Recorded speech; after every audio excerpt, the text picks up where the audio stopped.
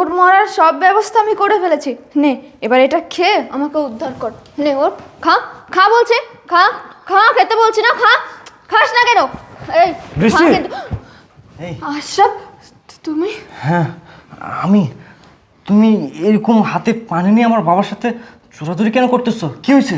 আশরাফ, আসলে দেখো না, তোমার বাবাকে সে কখন থেকে আমি পানি খাওয়ানোর চেষ্টা করছি, কিন্তু তোমার বাবা না পানি খেতেই চাইছে না। বুঝলাম বাবা পানি খেতে চাচ্ছে না, তাই বলে তুমি এভাবে জোরাজুরি করবা? যদি একটা দুর্ঘটনা ঘটে যেত, আমার বাবা তো অসুস্থ মানুষ, তাহলে এই ড্রাইভার কে নিত? আরে বাবা, কি দুর্ঘটনা ঘটবে বলো তো? আর পানি না খেলে অনেক সুস্থ হবে কিভাবে বলো তো? আচ্ছা ঠিক আছে, আমি দেখতেছি, তুমি সরে দাও। বাবা কি হয়েছে?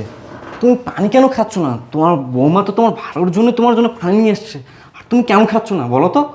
কেন পানি খাবো বাবা? জানো বাবা, পানির মধ্যে বিষ মিশানো আছে। বাবা, আপনি সুস্থ হয়ে গেছেন?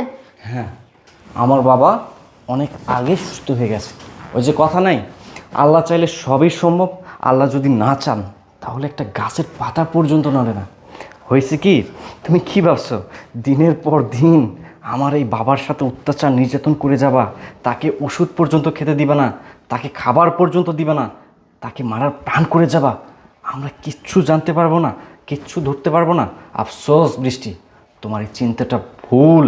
আমার বাবা যখন অসুস্থ ছিল তখন তিনি আমাকে ইশারা ইঙ্গিতের মাধ্যমে বোঝানোর চেষ্টা করতো যে তুমি তার উপর প্রতিনিয়ত অত্যাচার নির্যাতন করো, তাকে ওষুধ পর্যন্ত খেতে দাও না, তাকে খাবার পর্যন্ত খেতে দাও না, ইভেন তাকে মারার প্রাণ পর্যন্ত করো। কিন্তু আমি না এগুলো বুঝতে পারতাম না। আমি ভেবেছিলাম আমার বাবা হয়তো অসুস্থ মানুষ, এই জন্য হয়তো তিনি এমনটা করতেছে। কিন্তু তুমি যখন তোমার বাবার বাসায় চলে গেলা তখন আমার বাবা সুস্থ হয়ে যায়। আমার বাবাকে যখন আমি হাসপাতাল থেকে বাসায় নিয়ে আসতেছিলাম, ঠিক সে সময় আমার বাবা আমাকে বলল, আশরাফ তোর বউ না আমাকে দেখতে পারে না।